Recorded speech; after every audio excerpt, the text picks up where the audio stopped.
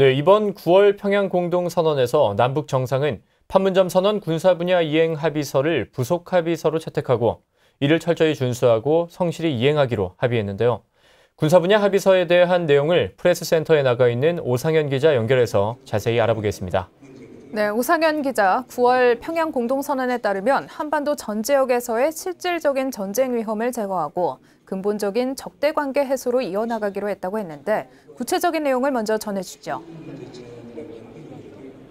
네, 남과 북의 군사당국이 합의한 내용을 간략하게 말씀을 드리면 지상과 해상, 공중에서 적대 행위를 중단하고 비무장지대를 평화지대화하는 구체적인 실천 방안들을 합의했다는 겁니다. 우선 지상에서는 군사분계선 기준으로 총 10km 폭의 완충지대를 형성했습니다. 남과 북이 군사분계선 5km 안에서는 포병사격 훈련과 연대급 이상의 야외 기동 훈련을 중지하기로 한 겁니다.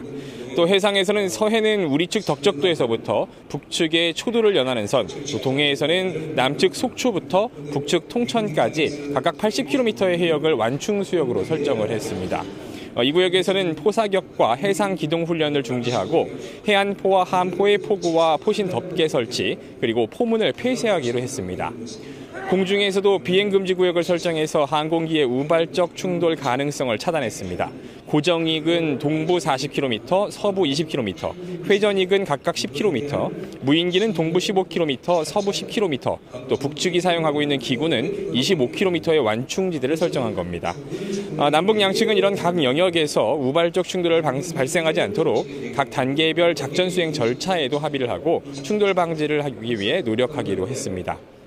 국방부 당국자는 이런 합의들이 이루어졌다는 의미는 더 이상 남과 북의 젊은이들이 서로의 오해나 오인에 의해서 피를 흘리는 상황이 생기지 않도록 하겠다는 남북 양측의 의지를 반영한 결과라고 설명했습니다. 네, 그렇군요. 그동안 남과 북이 선언했던 내용을 상당히 구체화시킨 것 같은데요. 이와 함께 초보적 단계의 운용적 군비 통제를 했다는 내용도 있던데요. 네, 초보적 단계 운용적 군비 통제, 이 군비 통제의 3개의 단계죠. 실내 구축 단계와 운용적 군비 통제, 그리고 구조적 군비 통제 이렇게 3개의 단계인데 그 중에 중간 단계를 말하는 겁니다. 일단은 실내 구축 다음 단계인 만큼 운용적으로 실제 개수는 줄이지 않지만 그 군사의 운용을 조금 자제하겠다는 그런 내용인 거죠. 우선 남과 북이 비무장지대 안에 있는 감시초소를 각각 11개씩, GP 11개씩을 올해 12월 31일까지 철수하기로 합의했습니다. GP 11개는 남과 북이 1km 안쪽에서 마주보고 있는 GP의 개수인데요. 서로 총기를 장전해놓고 실수로라도 쏘는 일이 없도록 하겠다는 의지의 표현입니다.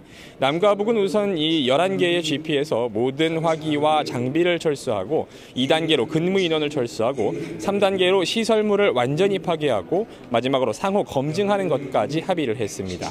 또 한 가지는 공동경비구역, 즉 JSA를 비무장화시키기로 했다는 겁니다. 남과 북, 유엔사 3자 협의체를 구성해서 당장 다음 달 1일부터 20일 동안 지뢰 제거를 하고 약 한 달 안에 비무장 인원이 경계 근무를 할 수 있도록 합의했습니다. 그리고 이 공동경비구역 안에서는 관광객이나 참관 인원들도 군사분계선에 구애받지 않고 자유롭게 왕래, 이동할 수 있도록 허용하기로 했습니다. 그렇게 되면 정말 공동경비구역이 판문점 선언을 이뤄냈던 평화의 상징으로 바뀔 수도 있겠군요. 그 밖에 또 어떤 합의가 있었나요? 네, 비무장지대 안에서 공동 유해 발굴도 진행하기로 합의했습니다. 유해 발굴 지역은 철원 화살머리고지 일대인데요. 올해 안에 지뢰와 폭발물을 제거하고 도로를 개설한 뒤에 내년 4월 1일부터 10월 30일까지 유해 발굴을 하기로 했습니다. 또 한강 하구를 공동 이용 수역으로 설정하기로 하고 올해 말까지 이 지역에 대한 현장 공동 조사를 하기로 합의했습니다. 그리고 무엇보다 상징적이고 중요한 것이 있는데요. 남과 북은 이러한 군사적 신뢰 구축을 위해서 군사 당국자 사이에 직통 전화를 설치하고 운영하는 문제를 계속 협의해 나가기로 하고 또 남북 군사 공동위원회를 구성하고 운영하는 문제도 구체적으로 협의하기로 했습니다. 지금까지 2018 남북 정상회담 평양 프레스센터에서 전해드렸습니다.